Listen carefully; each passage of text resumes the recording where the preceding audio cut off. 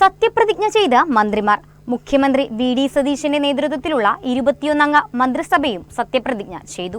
2 മന്ത്രിമാരാണ് ആലപ്പുഴയിൽ നിന്ന് മന്ത്രിസഭയിൽ ഉൾപ്പെട്ടിട്ടുള്ളത്.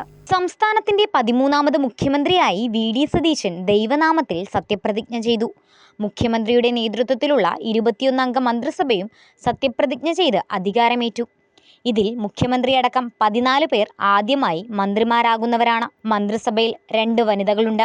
മുഖ്യമന്ത്രിയടക്കം 12 പേരാണ് കോൺഗ്രസിന് മന്ത്രിസഭയിലുള്ളത്. Ramesh Chennithala, K Muraleedharan, A P. Anilkumar, Sunny Joseph, Bindu Krishna, O J. Janeesh, T. Siddique, P C. Vishnunath, Roji M. John, K A. Thulasi, M. Liju, Mons Joseph, C P. John, P K. Kunhalikutty, K M. Shaji, M. Shamsuddin, P K. Basheer, V E. Abdul Gafoor, Shibu Baby John, Anoop Jacob എന്നിവരാണ് സത്യപ്രതിജ്ഞ ചെയ്തത്.